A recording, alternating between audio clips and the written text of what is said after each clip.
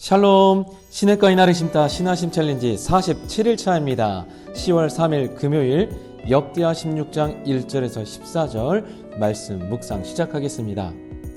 혹시 여러분은 신앙 여정에서 그때가 내 인생 최고의 순간이었지라고 회상하는 특별한 은혜의 경험이 있으십니까? 백만대군을 믿음의 기도로 물리쳤던 아사 왕에게는 바로 그 순간이 인생의 하이라이트였을 것입니다. 그는 위대한 신앙의 용사였습니다. 그러나 오늘 본문은 그 영광스러웠던 영웅의 믿음이 어떻게 쓸쓸하게 저물어 가는지를 보여주는 매우 안타깝고도 중요한 기록입니다. 그의 비극적인 마지막은 오늘 우리에게 중요한 질문을 던집니다. 당신의 신앙은 과거의 빛나는 추억입니까? 아니면 지금도 계속되고 있는 오늘의 신뢰입니까? 성경은 15장과 16장 사이 약 20년의 긴 침묵을 기록합니다. 이 기나긴 평화의 시간 동안 아사의 마음에는 어두운 그림자가 드리워지기 시작했던 것 같습니다.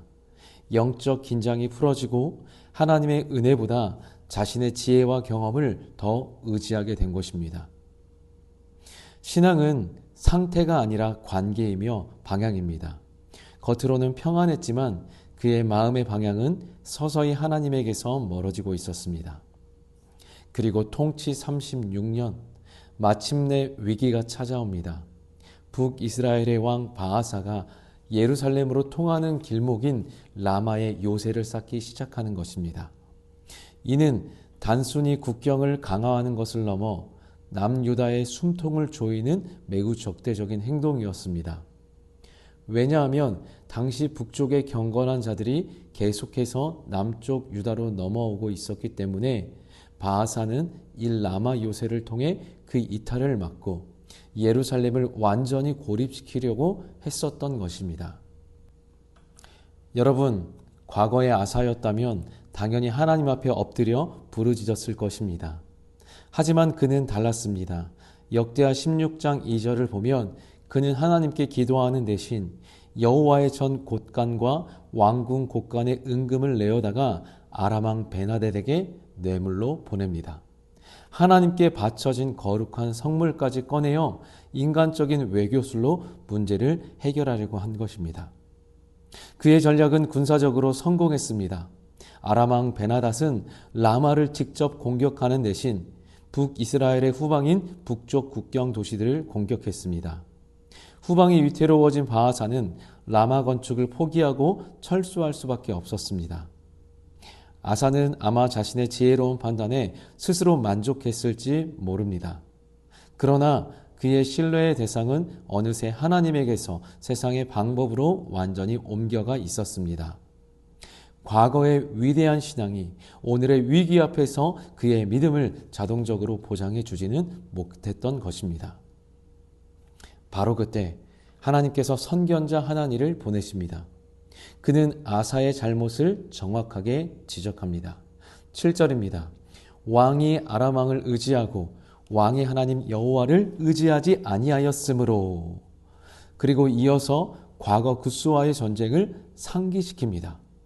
왕이시여, 과거 그 엄청난 군대 앞에서 하나님을 의지했을 때 하나님께서 어떻게 승리를 주셨는지 벌써 잊으셨습니까? 그리고 하나님은 오늘 우리가 반드시 마음에 새겨야 할 하나님의 마음을 선포합니다.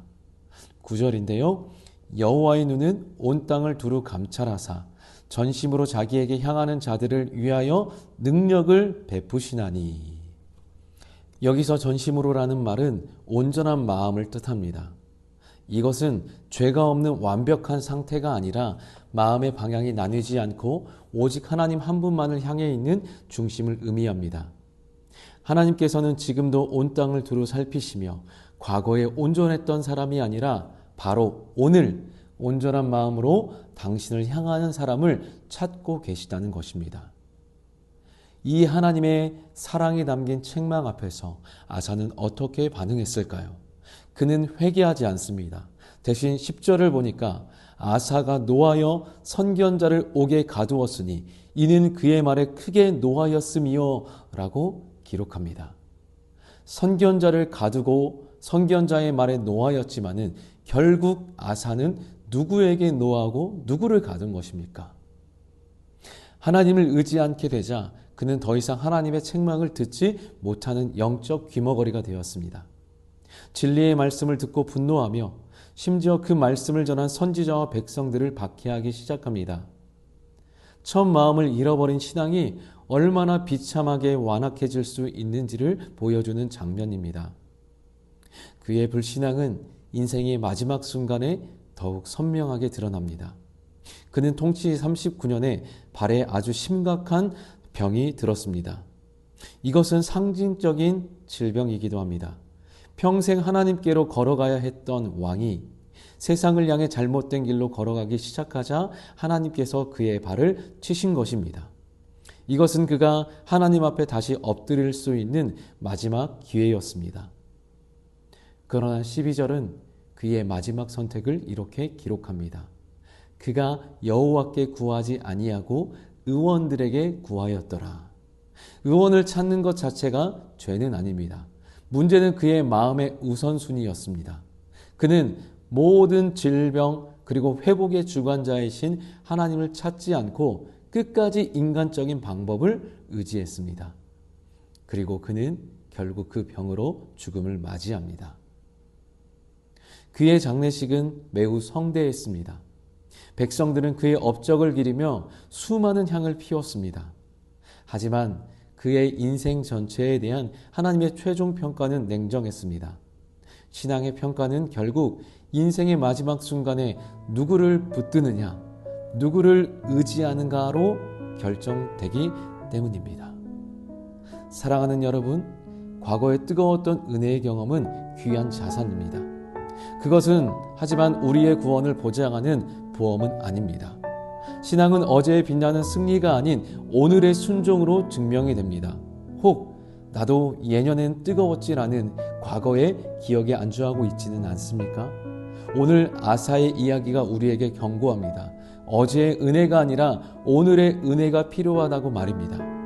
과거의 은혜를 추억하는 데 머무르지 맙시다.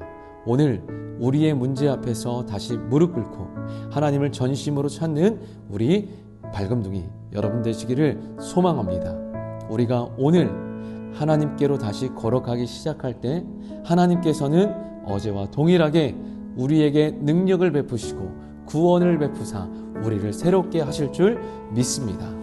오늘 하루도 쉼 가득한 하루 되시고 그 가운데 하나님과 동행할 수 있기를 축복합니다.